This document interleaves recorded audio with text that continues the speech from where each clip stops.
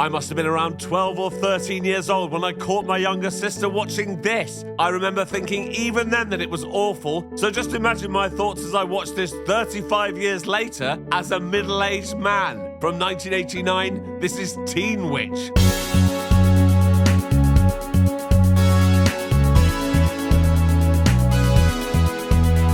I'm Jay Harangue and I've wasted hours of my life watching terrible films. You should subscribe. Meet Louise Miller. She's the main character. Hi. She dreams of romance with her classmate Brad, but he doesn't even know she exists. Oh, no! Now, let's meet the only good character in this film, Louise's brother Richie. All you think about is food. All you think about is Brad. But food isn't all Richie thinks about. His main goal in life seems to be to read Louise's diary, and in it, he's found this love poem she's written about Brad.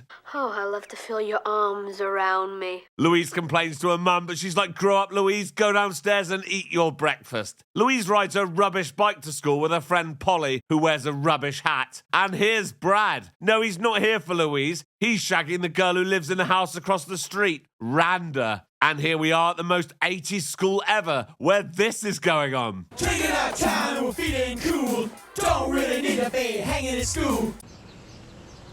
What? Yeah, this is Rhett and his two friends whose names are irrelevant, but more on them later. Good. The only people who speak to Louise are the freaks, but she wishes she could be like Randa and her friends Sean and Kiki. Cut to Mr. Weaver's English class. Today's big question is, why is romance dead? Because all the chicks are a drag, that's why.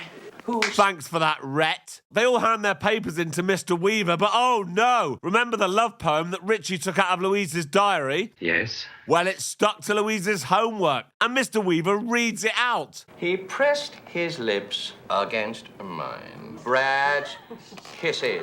Well, at least he's not going to announce who wrote it. Miss Miller. Oh, right, he is. And everyone laughs. Polly goes to the bathroom to check on her and catches her curling out an upper decker. Ew. Now it's time to get ready for gym class. And in the locker room, Kiki is showing the cheerleading squad her new cheer. It's not a cheer, it's a song called We Like Boys. I won't be able to play that, so here they are dancing to the music from 11 Days, 11 Nights Part 2. Yeah!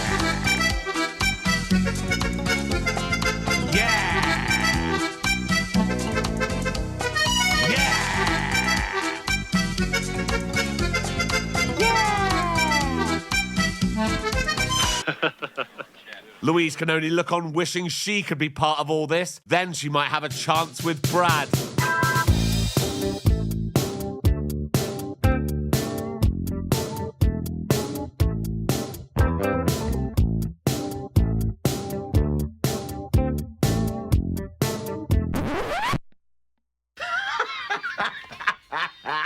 Oh dear, that's embarrassing. Yep. There's a school play and Louise auditions to play the lead opposite Brad, but she doesn't get the part. Kiki does. On the way home that night, Louise wonders if things can get any worse. Oh look, here comes Brad.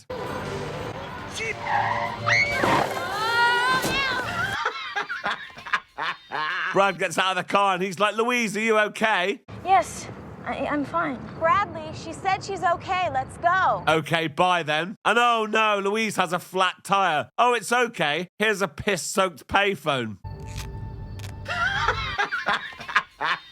Maybe this person has a phone she could use. Madam Serena. She sounds pretty normal. That's it, Louise. Just let yourself in.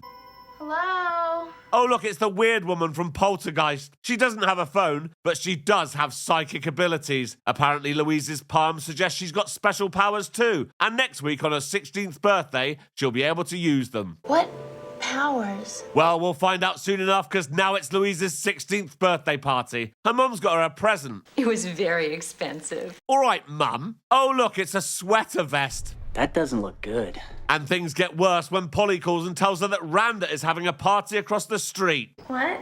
No one's coming to your sweet 16 party, Louise. The next day at school, it's sex ed. Does anyone know what this might represent? Zipper lizard, tallywhack, and trouser snake schlong. Yeah, cheers, Rhett. No problem. Later, Brad helps Louise get a Coke out of the vending machine. Yeah. Then Louise goes to help Miss Molly make costumes for the play. Oh, Miss Malloy, I love you.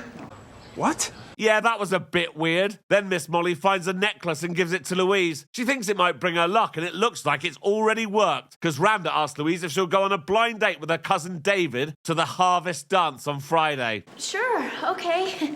Yeah, what could possibly go wrong?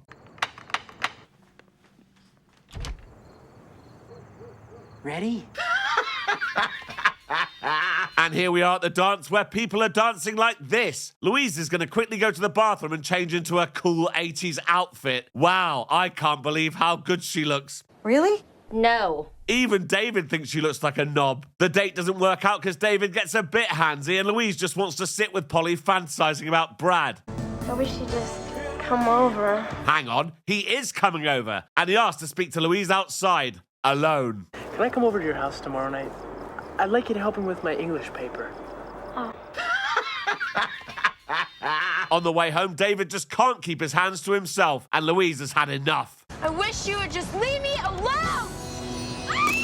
Well, looks like Louise has got special powers, so she goes over to see Madame Serena. But she's not in, so she heads home, where Richie is making a massive pizza. Louise accidentally turns him into a dog, but somehow a bath fixes that. Beginner spells are very weak. Wagga reverses them. Oh, right, thanks. You have the power to make anything you want happen. But all Louise wants is Brad. Madame Serena's like, what about anything else? We can even make our own money. But Louise is like, no, I just want Brad. So when she leaves, she practices a few spells, making it rain and turning Randa and Sean against Kiki. When she gets back to Madame Serena, she's like, right, I've done some practice spells. Now I want Brad. So Madame Serena gives her the love spell. And what perfect timing, because Brad is coming over to work on his English paper. But for some reason, she just can't bring herself to go through with it. The next day, it's study period with Mr. Weaver, and Louise asks Brad why he's with Randa. Every guy wants to go out with the most popular girl in school. Mr. Weaver then picks Louise's bag up and goes through the contents. Louise is like, don't piss me off, Mr. Weaver. I'm warning you. And he's like, ooh, what are you going to do about it? But here's what she's going to do about it. Make a Mr. Weaver voodoo doll that she uses to make him strip down to his underwear in front of the class. And everyone thinks it's hilarious. When Louise gets home, she leaves the doll by the door and somehow it ends up in the washing machine. This makes Mr. Weaver walk into a car wash in a scene that's not even close to funny. Now, here comes the best scene in this film. Louise and Polly are riding their bikes home when they see this. I'm hot, and you're not. What? But if you want to hang with me, I'll give it one shot. That's right, Rhett and his friends are rapping and dancing like this. Right. What are they doing here? No idea. I can only assume Rhett said, can you pull over, please? I'd like to get out of the car and rap. I'm hot, and you're not. Look how funky he is. Yeah, he's pretty funky. I will never be hip. But with a touch of her necklace, Louise makes Polly hip. Supersonic, idiotic, disconnected, not respected. Who would ever really want to go and top that? I wish you finally take a real look and really stop that. I'm not sure what to say about any of that besides how embarrassing for everyone involved. Anyway, after that's finished, Louise goes to see Madame Serena to explain why she couldn't put a spell on Brad. I want him to like me because of me. But as that's clearly never going to happen, she decides to change into someone else. Well, that makes sense. I want to look like her. Does this require a spell? Probably not. New clothes and a haircut would probably do it. I want to be the most popular girl. It turns out Madame Serena has a spell for that. But first, Louise is going to need fictional 80s pop star Shauna's tour jacket. So she magics herself onto the VIP list at a concert and gets Shauna to give it to her. Now she can finally cast the spell. That song doesn't actually play, but it feels like it should. In fact, Louise looks exactly the same, just a bit more of an 80s tart. But now, every time she opens her front door, 80s music plays. The effects of the spell are immediately obvious. She gets a ride to school with Brad and Randa. Kids are following her around school. Loads of boys show up at her house to date her. Her classmates applaud her as she arrives in English, as does Mr. Weaver, and everyone wants to eat lunch with her. I'm not sure who put these up, though. Is anyone so popular that other kids make posters with their names on them and put them up around school? Probably not, but that's what someone's done. Anyway, now that Louise is popular, Brad wants to shag her. So he drives her out to a cabin in the woods. No, not like that. Oh. When they get inside, they recreate a commercial for a cheap 80s high street fashion brand, and then they bang. Really? Or maybe they kiss. Whatever, I don't care. The next day, the ungrateful little bitch is back at Madame Serena's house, complaining that Brad only likes her because of the spell. You think? But she's not happy about that. She wants Brad to like her for who she really is. She can't even enjoy her new popularity because it doesn't feel real anymore. And she's getting a bit sick of kids hanging around on her front yard, waving banners with her name on them. So she goes to meet Brad and he takes her out on the lake. You know, sometimes I wonder who my real friends are. Yeah, that's boring, so we'll skip to the part where he drops her off. I want you to go to the dance with me. Really? Yeah. But she's like, no, Brad, I can't. There are things you don't know about me, and runs off back to Madame Serena's house. Louise is like, right, I need to reverse the spell. Madame Serena agrees and tells Louise that the real magic is believing in herself.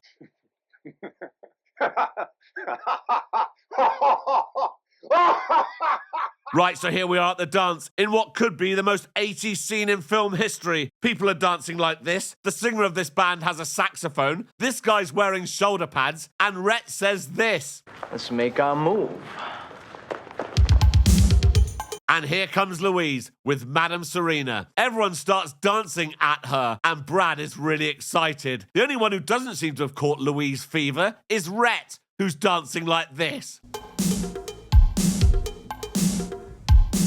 And Louise removes her necklace and breaks the spell. But oh good, Brad is still in love with her and then they kiss. And that's the end of the film. So until next time. Thank you for watching this video. Please like and subscribe. And please consider joining my Patreon. There's a link in the description.